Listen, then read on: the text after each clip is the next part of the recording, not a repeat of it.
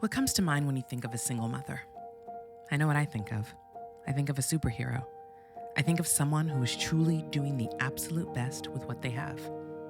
There's a cloud of judgment surrounding single mothers, whether they are single mothers by choice or by unfortunate circumstances out of their control. They deserve all the love and the praise. Because even in a household with two parents, raising a child is not easy. But raising three children on your own, well, that's something to be commended. Like with my guest today, DeAna Crosson. She has had a roller coaster of a journey, but her resilience, strength, and will to live has made her strive to be the best mom she can be to three beautiful girls, all on her own. This is We Need to Talk Motherhood, Part 4. So, DeAna, thank you so much for being on the show today. I am very grateful that you're taking the time to share your story. Oh, thank you for having me. Absolutely. You've been through so much and you've truly come out on the other end of it, whether you feel like you have or not, being able to see it on social media and having met your oldest daughter, but not your youngest. It's really remarkable what you've been through and how you've just been resilient. You are a single mother of three. And Yes. you've experienced a wide range of situations throughout your life and your pregnancies. And I think as a whole, a lot of people tend to have a very specific view on what it means to be a single mom, right? There's like this judgment that's surrounding it based on very little information and not really knowing the full story of someone's situation. So, with you, I do want to go back a little bit to when you had your oldest daughter Okay. and you were entering into single motherhood for the first time. What were your thoughts and perception of what you thought motherhood was going to be like? Okay. Well, with my oldest daughter, I was 21. I was like 6 months into being 21 when I got pregnant with her. And the her biological father, when I told him I was pregnant, he was basically like, "Oh, okay, well, good luck with that." And Mm, yeah, so I knew he wasn't going to be in the picture. I was raised by a single mom. So I knew it was hard. I've seen my mom struggle, and but just I don't know.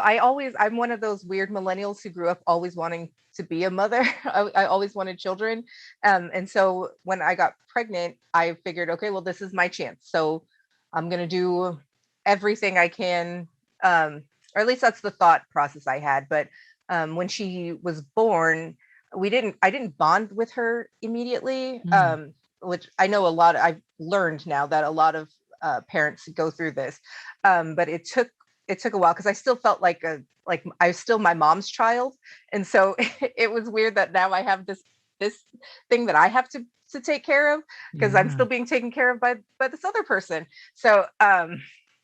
I remember the first time when I did feel like I bonded with her was she was probably like 18 months old, which I know that's how old your daughter is now. I mean, she was teething really bad, and I didn't have medicine for her, and it was midnight, and I had to be to work at 5 o'clock the next morning. So midnight, I'm driving down the street to the grocery store. I bought her medicine. I put her in the car. We drive back home. And when I go to take her out, I realized in my sleepy stupor, I forgot to buckle her in. I just threw her in her car seat and drove home. Oh, And then, wow. like, my mind was thinking, what if we had gotten hit? And I was sobbing.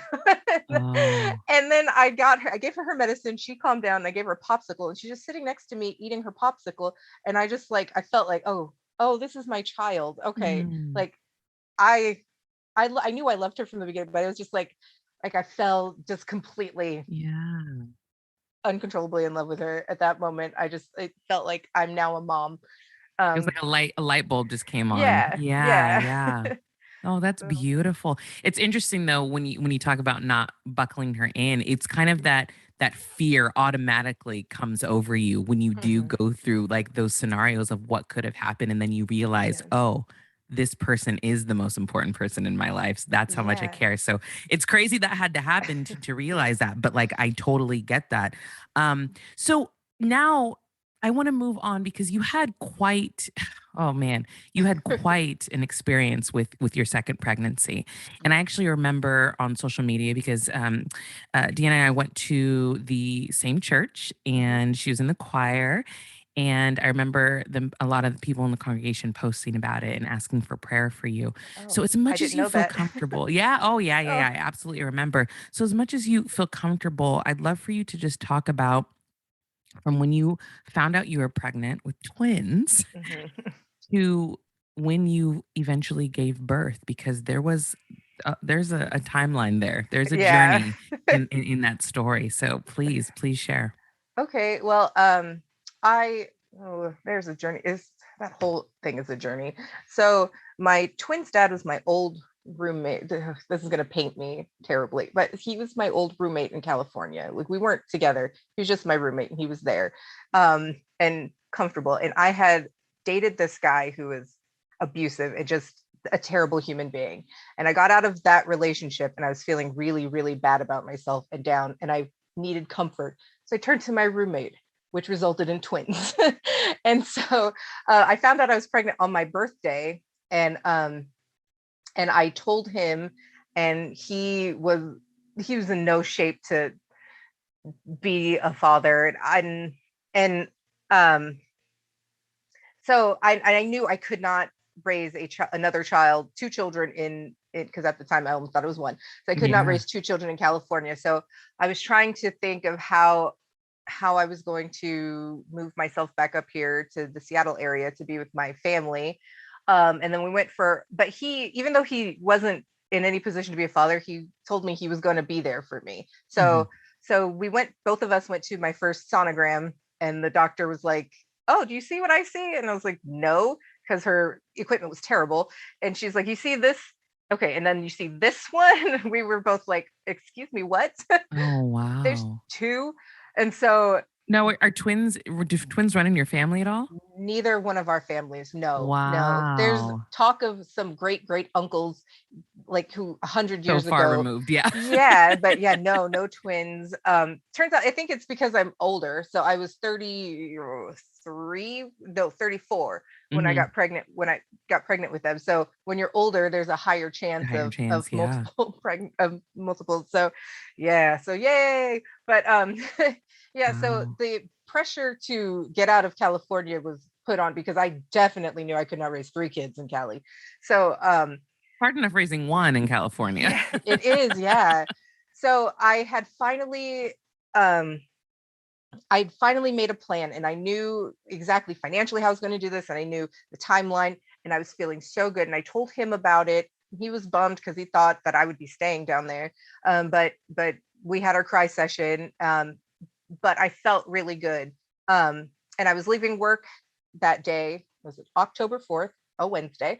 And I worked on Hollywood Boulevard at the Live Nation building, Mhm. and across the street is the CVS. And as I was walking across the street to go to the parking garage, the whole world just started spinning. Like it felt like I was in a fun house or a dryer. It's just Oh spinning. my And gosh. I was like, what is happening? And then I just collapsed on the stairs outside of the CVS. And how far Um, along were you at this point? I was only August to October, I was like 2 months, Oh, two wow. and a So half, still in the 3 first months. trimester. Yeah. And yeah, and I collapsed, and this is where oh, the medical industry. So I get picked up by thankfully someone stopped to ask how I was doing, which does not happen on Hollywood Boulevard. There's people Right. sprawled out across the street all the time. Right. Thankfully, someone asked if I was okay, and I said no. And she called 911, or I don't know their gender, sorry. They called 911, and the paramedics picked me up, and the paramedic told me I was having an anxiety attack. And I Mm. said, I've had those. This is not that. I've never passed out from an anxiety attack. And then he kept telling me I need to breathe because my oxygen level was really low. And it's like, well, that's also never happened. I don't know what's happening. And so he still didn't believe me, took me to the ER, told them I was there for anxiety. It took them 4 hours to finally run some tests. And the only reason they ran tests is because I tried to go to the bathroom, and my daughter, who was 11 at the time, was was being my crutch. And on the way back, I couldn't walk anymore, and I was Mm. falling on her. And a nurse saw me, and he had to carry me. And I'm a large woman, but this man had to carry me to my chair. And he told the ER doctor something is seriously wrong with this person. So they ran the test, and they told me that my numbers for an embolism were sky high. He said, I probably have a blood clot in my lung. And so they did the x-rays, and I had two massive blood clots, one in each lung, and then several smaller. My lungs were just filled with blood clots. That's how the doctor put it. And I asked him, I said, am I going to die? And he said, we're going to do everything we can to make sure that doesn't happen. And I was like, that is not the answer I wanted. It's just Right. supposed to be no. Right. Yeah. So I went to the ICU, and yeah, another doctor, I don't even know who all the doctors were. It was stupid. I was in a lot of pain. I couldn't breathe, and just it was kind of a nightmare. But the doctor wanted to terminate the pregnancy, because he said it'd be easier to fix this if I wasn't pregnant. And I said, well, are there other options? Because That at was that just his point, first option. yeah, and my Wow. mind, I'm pro-choice, yay, but I had already named the little cells, and I have Yeah. pictured a life with my children, and so I didn't want to do that. I said I would be very, very sad if I had to do this, and so the doctor said there are other options. We will go that route, but if you lose consciousness, we are going to terminate. So I was like, okay, well, that's scary. Okay. So thankfully the other options worked. They put me on heparin, and I started to get better. I was in the ICU for 3 days, and then I went to a regular room for 5 more days. I had to relearn how to walk, because I didn't know that if you lay in a bed for 3 days, your legs just stop working. Wow. So that was interesting. But yeah, but I couldn't function. My work story is a whole different. Oh, I emailed my boss while I was in the ICU, letting her know I was dying, and her response was, "I hope you feel better. Do you think you'll be to work on Monday?" I was like, "No, Oh my no, lady." gosh. So, but I couldn't work. I could not work. Right. I could barely walk. I couldn't walk more than like 10 feet without needing to stop and rest and catch my breath. So my mom ended up coming down while I was in the ICU, and we made the decision she's going to take care of my daughter, because I can't get her to school. I can't help her with anything. And I felt defeated. I felt so broken. Like, Mm. my only job is to make sure she is taken care of, and now I can't do that. And yeah, and so she moved, my daughter and her moved up a couple days after I got out of the hospital, and I didn't know when I was going to see my daughter again. And that did not sit well with me. I just, Right. my child became my whole life. I got made fun of by my best friend. She told me, like, so many pictures of her. She's like, your house is a shrine to your child. Like, yeah, I know, but she's the best. Yeah. You know. But thankfully it's only 2 weeks, and ended up moving back, and my mom I was back to being that 22-year-old. My mom took care of me again. Mom's Well, always come through. Yeah. yeah, while Yeah. helping. And then, yeah, and then the pregnancy was high risk, um, obviously. Hmm. Um, so, which I also learned that not every doctor takes high risk pregnancies, because I had to call several places before I was able to find an OBGYN up here. Um, but I got into a really, really good place, thankfully, because after they were born, so I went through the pregnancy, no other major hiccups. They Thank came God. early. Yeah. Yeah, they came early, and they were born. They were born not breathing, which was great, but not really. But they were only in the NICU for a couple of hours. By the time my mom went from my room to their room, they had started crying. So And how early were they born? they were only I think they were only a month early. Yeah. Or like 6 weeks. I think they were 6 weeks early. Wow. They were four Wow. pounds when they were born. So these tiny Yeah. little things. Um, yeah. And then after so I had to have a C-section, or I didn't have to. My medical team and I decided on a C-section because I was taking blood thinners. And Hmm. so I had to stop taking them at a certain point to make sure I didn't bleed out while I was getting my surgery, or because childbirth is very bloody. So while I was having, so we decided a C-section would be the best option, to prevent internal bleeding. But then that didn't work. I still, Oh, after they were born, I went to their 2-day checkup. Their dad ended up coming up to meet his children and to help me out a little bit. And at their 2-day checkup, I could barely walk. And the nurse there was like, "Are you okay?" And I thought, well, I just had surgery. Of course I'm in a little pain. And then 2 days later, I'm trying to sit up in my bed and I can't. I just can't. It hurt. And I thought, well, maybe I have to go to the bathroom. So I tried to stand up and I just collapsed back on the bed. It was the most pain, even more painful than the contractions. It was just a nightmare. So another ambulance ride, and they find out that I have a like softball size pool of blood between my uterus and my bladder, which are supposed to be touching. It's not supposed to be a softball size thing. And then my kidneys had stopped working. So I just was like, okay, what next? So so I had to have emergency surgery, and then I was in the hospital again for another week. Missed, the first week of the twins' life. And my daughter went to, this is so trivial, but she went to 6th grade camp, which in my town is a huge deal. It's like a big milestone, and I had to miss it. I couldn't send her off because I'm in the hospital again. And it seemed like it was too much. And then, and then when I got out of the hospital, they put me on different blood thinners, on warfarin, which you can't take while you're pregnant. I misunderstood the directions and I ended up taking way too much. And if you don't know, warfarin is actually rat poison that works to thin your blood out. And so if you take too much, you're going to kill yourself. And so you have to be monitored. You have to get your blood tested like weekly. And my range was supposed to be between 1 and 2. And when I first got it tested, it was at 23. Oh so my gosh. Back in the hospital again. So it's just the first like few months of their, like from getting pregnant to the first few months of their lives, it was just me in and out of hospitals. And it was just, I'm laughing now because I made it through, but you really did. Wow. Then it was, it was a mess, but we're all better now.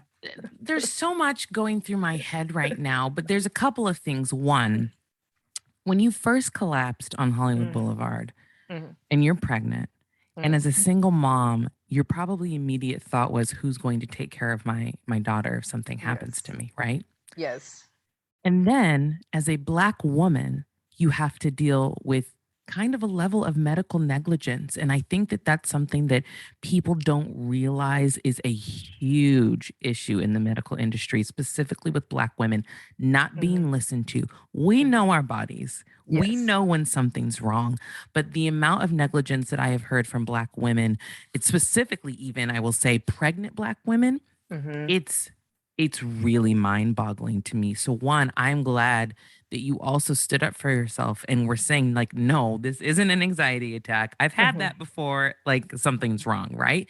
Yeah. But what a shame on this country and the level of medical knowledge that we have to still be in a place where we are taking 4 hours to get people the tests that they need to make sure that they're okay. Because that could have been crucial time. Like, thank God that you survived and you made it through. But imagine if you hadn't. That is medical negligence, right? And so for you, your experience in the hospital as a Black woman, I mean, you can talk a little bit about that. I mean, you shared a lot of that story, but just in general, did you feel not listened to?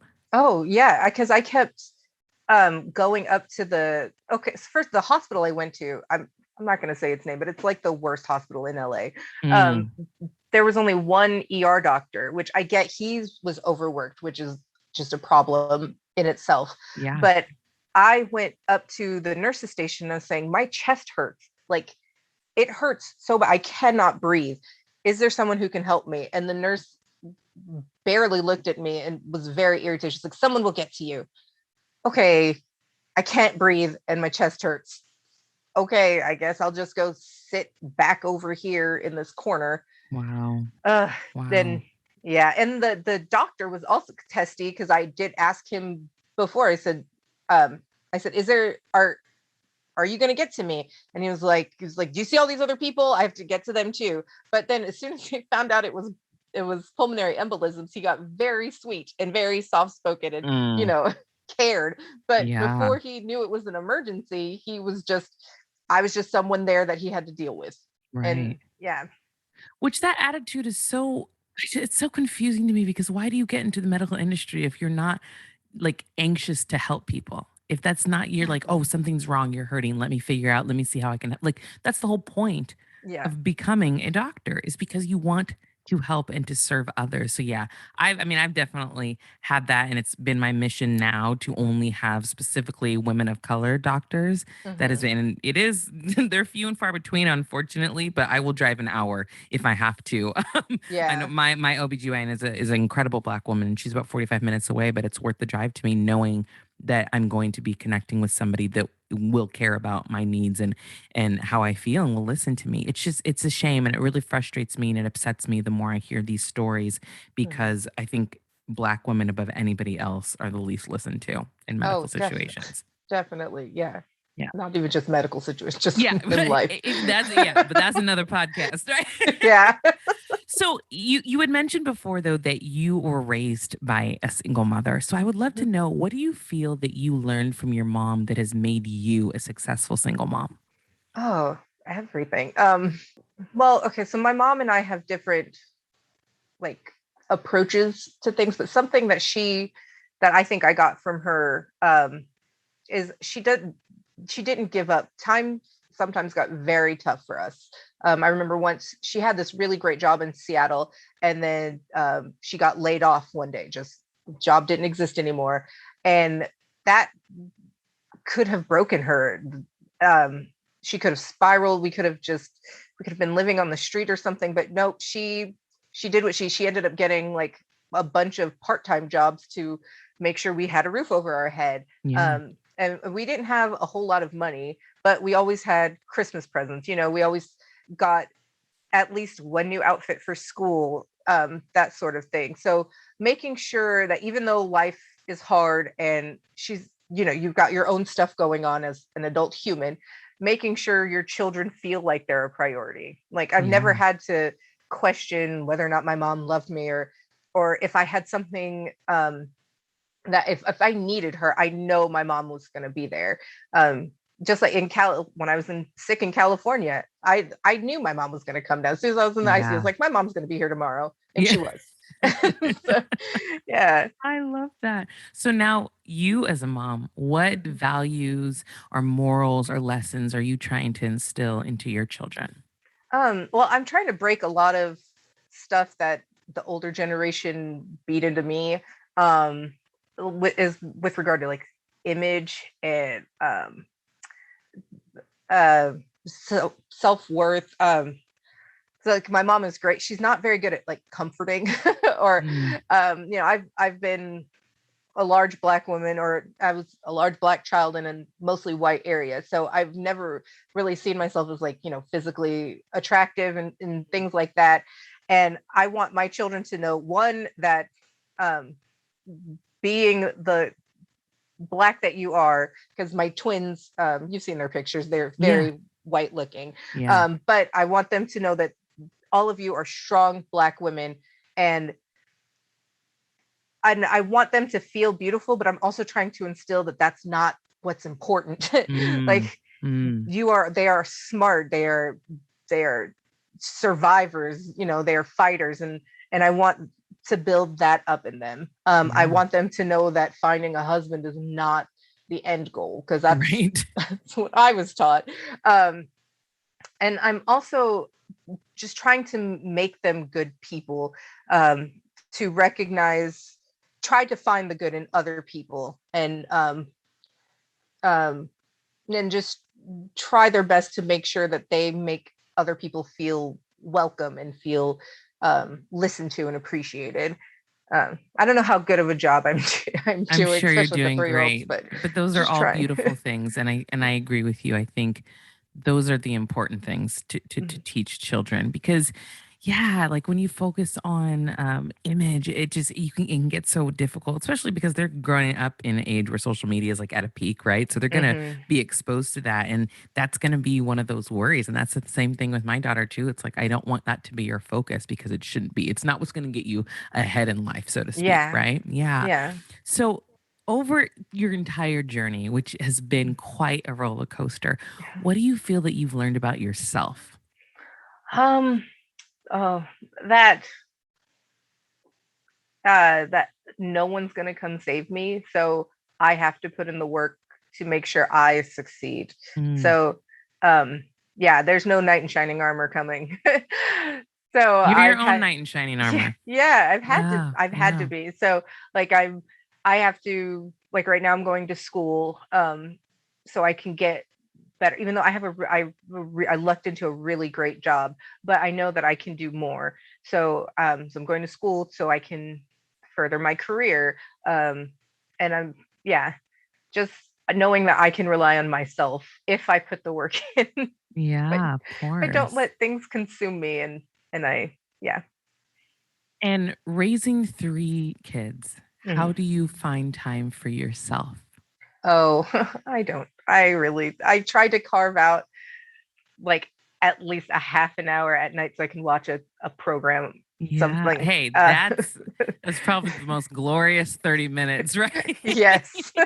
That's important. And I know it's difficult, especially because how old are your little ones now? They're 3 and Yeah, the so oldest they're is like 15. peak. Yeah, so teenager and then like peak, like toddler, right? Toddler. Yeah. So it's Yeah. definitely difficult. But even if it's just 10 minutes or even just like a trip to the bathroom, I'm sure, like Yeah. try to take just those few minutes for yourself because your self care is important because you got to be whole in order to take care of them, right? And I think that Yes. that's one thing, just mothers in general sometimes forget that if you are not in a good place, then there's no way that you're going to be in a good place to take care of somebody else if you're not taken care of. So Yeah. that 30-minute program, I'm glad that you try to find time to do that. So now, you were at home, I'm sure, during this pandemic with Mhm. three kids. What was that experience like? It was really tough at the beginning. My 15-year-old, she didn't adjust well to the change. She just, like a lot of people, she just Yeah. lost the motivation for schoolwork. And then the twins didn't know anything was different. They just knew they were home all the time, and mom was home all the time. They get to run around and be loud. And but yeah, thankfully the daycare reopened and I got to put the girls back in daycare so they can get some socialization and Good. learn, because I'm a terrible, terrible teacher. As one of my things, I know it's a weakness of mine. um so that they can, get some knowledge, learn their Yeah. ABCs and stuff. But the 15-year-old, after a few months, when she started the next school year, which was ninth grade, so she was supposed to be her first year of high school, Hmm. she really took to since online learning, the teachers had time to, develop plans and stuff. She took to it, so she thrived last year. After that, we started my 15-year-old started having like date nights where we would paint, um, poorly, but paint I or love bake that though. some stuff. Yeah. Yeah, we, the normal pandemic stuff. We baked a lot of bread, and We baked bread too. That was like a fun thing to do, but it was something to do. It was something yeah, to do. yeah. I So love that. You were being creative because you had to be, right? Especially with a yeah, 15-year-old. I feel like, and you're giving me a little glimpse into what my future will be like, but I feel like that's probably a really tough age to just be stuck at home all the time. yeah. We're now at a point where she's back in school full time, and she's asking to go back. She's asking to be homeschooled, and I'm I don't know. I'm on the fence about that Hmm. because I want her to. I think she's retreating. So I think getting Oh, back to people is overwhelming, and I'm like, oh, but there's other people, yeah. peers. That's I interesting. I don't know. wouldn't even consider that, but I could see why that might be a tough transition. I mean, yeah, at that age, those are like those formative years where you Yeah. are doing socialization, you're learning more about yourself. I mean, being a Mhm. teenager, like that's that's the stuff that you remember and what kind of Yeah. shapes you as you get older. So I get that, but tell her to hang on. Tell her to I hang will. on. It's gonna be okay. Well, I think you're doing an incredible job, and I would Thank love you. to ask you, what do you feel your greatest strength as a mother is? Um. Well, hokey, my love for my children, I guess, is because that Hey, that's drives great. that drives everything. That drives me wanting to, be a better cook, once do better in school, like actually go to work, those things, all because I love my kids and I want them to have a good life. Yeah. And yeah, I'm trying, trying my No, best. hey, you put them above anything, and you are proof that you are a strong, independent woman who don't need no man. So I'm proud of you, and thank you so much for just sharing your story and being willing to be vulnerable. And resilience is a huge thing that I talk about, and you are the epitome of that. All right, so DeAna, thank you so much again, and to the listeners, make sure you subscribe and share, and we'll talk to you again real soon. Bye.